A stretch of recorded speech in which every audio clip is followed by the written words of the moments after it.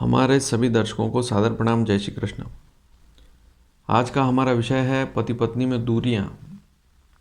अक्सर हम देखते हैं, आजकल तो विशेष हो ही रहा है कि विवाह हुआ और 1-2 महीने बाद लड़की अपने पीहर चली जाती है, माता पिता के घर। और फिर ऐसी स्थिति में यह स्थिति लंबी लंबी होती चली जाती है, 1 साल 2 साल 3 साल। और तलाक की बात भी करें तो एकदम नहीं होता है, समस्या रहती है, तलाक नहीं हो पाता है। तो आखिर ऐसा किस योग के कारण होता है? ज्योतिष शास्त्र में अनेक सूत्र लिखे हैं, उसमें से एक सूत्र ऐसा है जो इस मामले में बड़ा सटीक बहुत सी बार देखा है, और उसे आज हम इस चैनल के माध्यम से समझेंगे।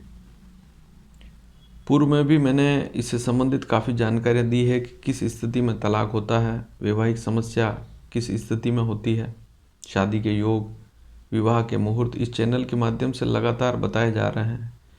यदि आप पहली बार इस वीडियो को देख रहे हैं तो नीचे सब्सक्राइब का लाल बटन है, हमारे इस चैनल के सदस्य बने, चैनल को सब्सक्राइब करें और नियमित हमारे वीडियो आप देखें, आपको समय पर सारे वीडियो मिलेंगे।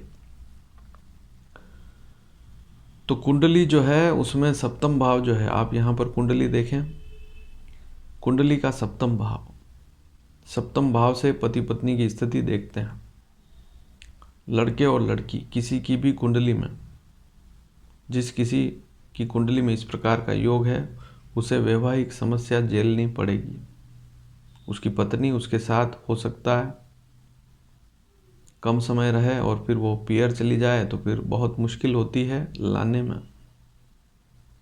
तो ऐसी स्थिति कैसे देखते हैं? सप्तम भाव का स्वामी, उसको देखें सबसे पहले। यहाँ पर आप देखेंगे इस चार्ट में मैंने सारी राशियाँ लिखी है, उनके स्वामी लिखे हैं। तो राशि और उसके स्वामी को पहचानना है। सप्तम भाव में आपकी कुंडली में यदि इस प्रकार का योग है तो आप समझ सकते हैं।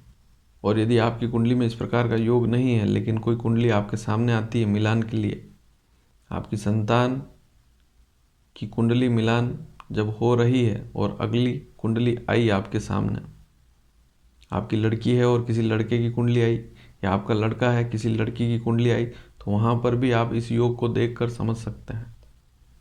सप्तम भाव में क्या अंक लिखा हुआ है? सबसे पहले तो यह देखें कि सप्तम भाव में कौन सा अंक लिखा हुआ, 1 से 12 के बीच में कौन सी राशि सप्तम भाव में है, और उस राशि से आप वहाँ के स्वामी का पता लगा सकते हैं। मान लीजिए सप्तम भाव में 1 या 8 का अंक है तो मंगल स्वामी हुआ, 2 और 7 का अंक है तो शुक्र स्वामी हुआ, 3 और 6 का अंक है तो बुध स्वामी हुआ, 4 का अंक सप्तम भाव में है तो चंद्रमा स्वामी हुआ। इसी प्रकार से आप देखेंगे यहाँ पर 5 का अंक है तो सूर्य स्वामी हुआ। तो इस प्रकार से आपको समझना है। 9 और 12 का अंक लिखा है सप्तम भाव में तो गुरु स्वामी हुआ, 9 या 12 में से कोई एक अंक होगा। 10 या 11 में से कोई एक अंक है तो सप्तम का स्वामी शनि होगा। तो सप्तम का जो स्वामी है वह 6ठे भाव में बैठ जाए, कुंडली के 6ठे भाव में। ध्यान से समझें, देखें, सप्तम का स्वामी 6ठे भाव में बैठ जाए और उस पर कहीं से शनि की दृष्टि पड़ जाए, तब इस प्रकार की स्थिति बनती है। 7वें भाव का स्वामी 6ठे भाव में बैठ जाए और शनि उसको देख ले, तब इस प्रकार का योग निर्मित होता है। अब मान लीजिए सप्तम भाव का स्वामी शनि ही है आपकी कुंडली में, तब भी ऐसी स्थिति बनती है।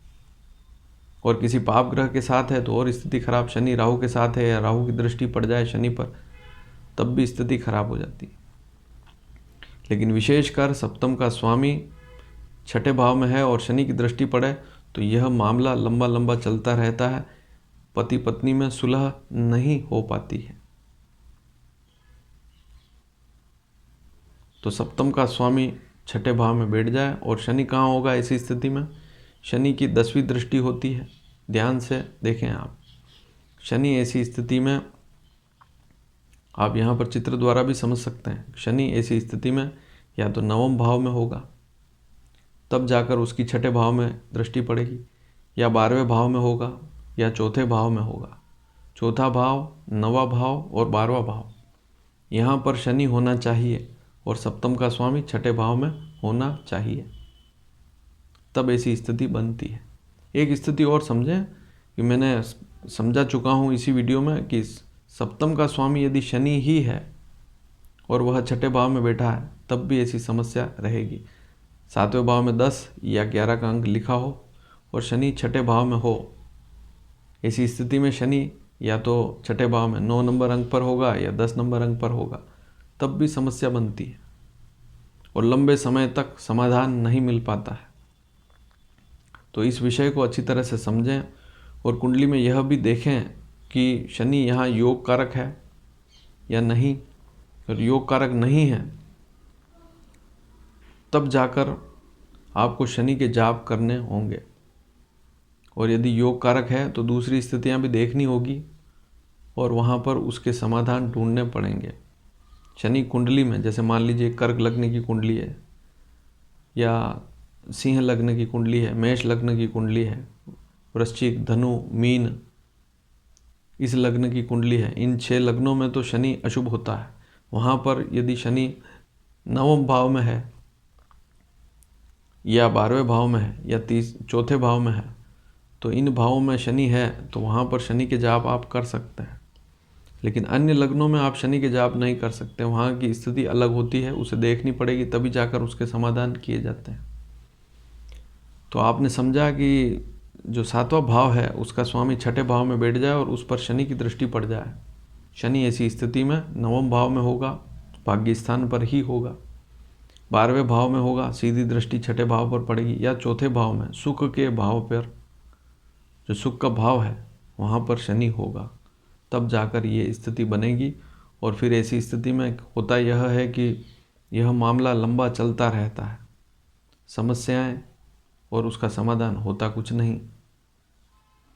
तो इस बात को ऐसे समझते हैं। और यदि यह विषय आपको समझ में आया हो, अच्छा लगा हो, तो इसे शेयर करना बिल्कुल भी ना भूलें।